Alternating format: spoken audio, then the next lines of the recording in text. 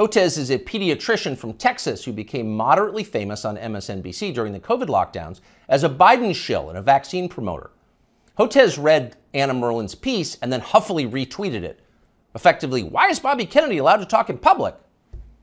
And that gave Joe Rogan an idea. Why not have Peter Hotez debate Bobby Kennedy on his show? You claim he's wrong. Why don't you explain why he's wrong? That seemed fair. But Hotez wouldn't bite.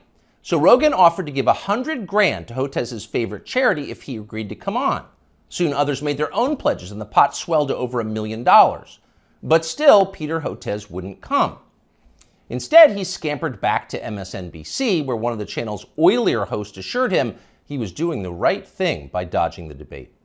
Arguing with Bobby Kennedy is morally equivalent to debating a Holocaust denier, the host said. No decent person would do that.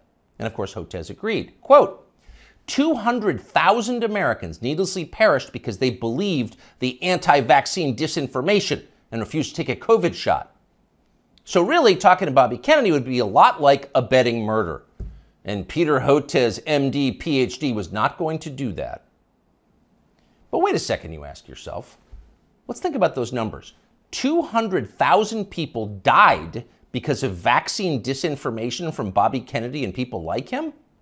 How do we know that? Is that really science? No, it's not science. Because we don't know that. We can't know that. There is no way to know that. Peter Hotez's claim is a political attack posing as science, and he specializes in those. Here he is on television during the so-called pandemic.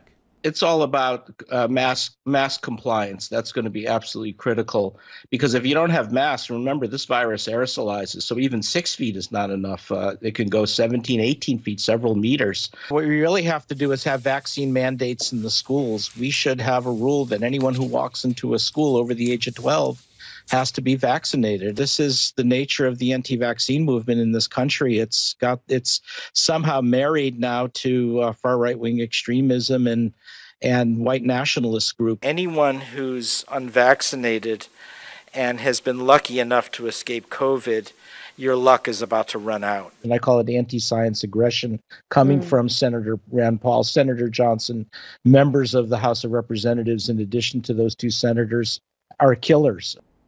It's all about mask compliance. We must have vaccine mandates for children. Take the vax or you will die. Anyone who disagrees with me is a white nationalist and a killer, and probably an agent of Putin. Do we say probably? Let's revise that. Certainly an agent of Putin. Again, here is Dr. Peter Hotez. We're starting to see now those same anti-vaccine messages that's coming out of the U.S. And now we're finding it in Africa and Latin America. And remember, what the other reason we're seeing this is the Putin government has, this has been reported by U.S. and British intelligence, has been piling on with this whole systematic program of what's being called weaponized health communications, trying to destabilize democracies with anti-vaccine, anti-science messages and targeting. So according to British and U.S. intelligence, anyone who disagrees with Dr. Peter Hotez is a disloyal American working to destabilize our democracy on behalf of Vladimir Putin. Now, by comparison, never in his life has Bobby Kennedy Jr. said anything half that demented. But keep in mind, Peter Hotez claims to have a valid medical license. He is allowed to treat patients. After a while, even MSNBC viewers were going to have some questions about a guy who talks like that, and apparently some of them did. As the lockdowns wore on, the population started to notice that many of the core claims the TV doctors were making were untrue. You'd only need one shot. If you got the shot, you would never get sick. You would never pass the virus to others, and so on. They said these things, as you know, again and again. Ultimately, they were proven wrong, but they never admitted it. They just attacked the people who noticed. Here's Dr. Peter Hotez calling for the Biden administration to arrest anyone who questions the COVID vaccine. The Biden administration has to realize that anti-science is a killer. Disinformation. Yeah. It's not even just disinformation. This is an anti-science empire right now, and we need Homeland Security. We need the Justice Department. We've really got to figure this out, and Health and Human Services will not be able to figure this out on their own. It's not a medical problem. It's a law enforcement problem. They've doubted me. Arrest them! It's a horrifying outburst if you think about it. If you were on tape saying something like that, you would be deeply ashamed. But Peter Hotez is not ashamed. He's become even more grandiose. Hotez has written a self-congratulatory new book called The Deadly Rise of Anti-Science, a scientist's warning, as if you were a scientist.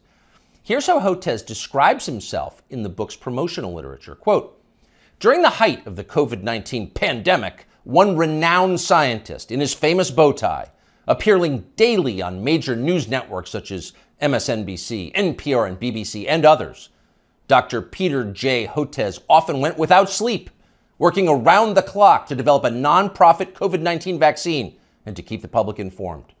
During that time, he was one of the most trusted voices on the pandemic and was even nominated for a Nobel Peace Prize for his selfless work. He also became one of the main targets of anti-science rhetoric that gained traction through conservative news media. End quote, though we could go on. So here you have a renowned scientist, selfless, trusted, going without sleep, self-denying, persecuted by extremists for daring to tell the truth. The Albert Schweitzer of cable news. That's Dr. Peter J. Hotez. The fact that a partisan buffoon like Peter Hotez can describe himself this way with a straight face and the backing of a publisher makes you despair for the country's future. But don't despair. There is hope. Hotez will never debate Bobby Kennedy Jr., but it doesn't matter. Kennedy has already won. He's more honest than Dr. Peter Hotez, and that's obvious to anyone who's paying attention. A new Economist poll shows that Kennedy is more popular and far less hated than either major party frontrunner. After almost 20 years of being silenced, Bobby Kennedy Jr. is being heard, and why wouldn't he be? Kennedy's theories about vaccines may be right, they may be partially right, they could be even utterly wrong. No one's proved it either way. But what we can say with certainty is that America's medical establishment has beclowned itself for all time.